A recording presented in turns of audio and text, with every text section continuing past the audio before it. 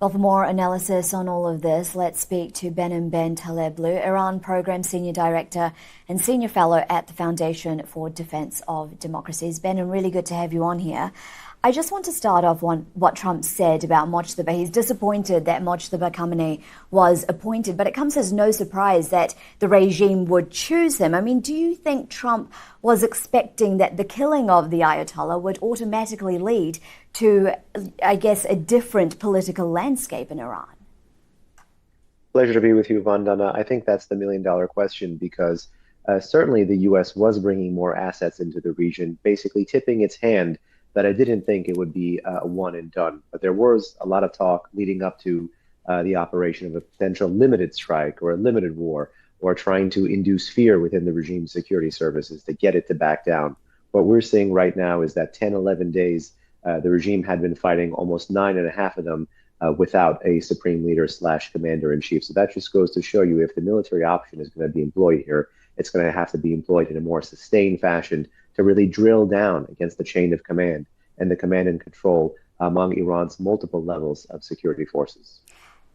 Is Venezuela Trump's playbook here, removing one leader and hoping to negotiate with another one, predominantly around oil perhaps? But is Trump realizing it's much more difficult in Iran? Well, I do believe it is much more difficult in Iran. We can only assume based on what the president has said or tweeted or posted on social media. But it does seem to be that he intonates a lot about the Venezuela model, about a kind of musical chairs at the top. Today, for example, in his speech, he talked about Iranians not being able to rise within this system. Now, some people who see that as behavior change or giving a new leader a chance will take it in that direction. I see it as the president fundamentally understanding that the system inside the Islamic Republic, meaning the core pillars of that state, are unreformable. And on that square note, that puts him squarely on the side of the people who for a decade now have been trying to push past the regime in its entirety. But will the president use this operation to help them push past, or will this be yet another limited war in a very troubled part of the world? Trump says that the Iran war will be over pretty quickly, but do you think Israel sees this as ending soon? I mean, their goal was regime change, and that clearly hasn't happened. Well, it depends on how we make sense of their goals and their timelines, but we do have something absolutely historic happening right now in the heartland, in the Middle East, and that is both America and Israel together in a public way, engaging in joint operations against the Islamic Republic.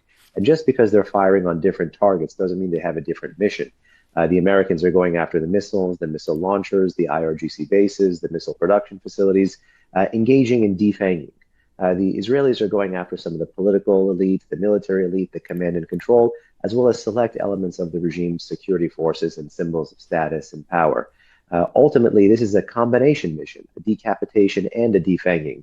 And really, time will tell. But if you give these sorts of operations a little bit more leeway, success often begets success, and the goalposts can be moved. But I, for one, think from the get-go, both Israel and America understood that the system that remains inside Iran today cannot be afforded to stand, whether you're looking at it from the counter-proliferation perspective or the counter-regime perspective. Behnam, it's really great and interesting to get your thoughts and analysis there.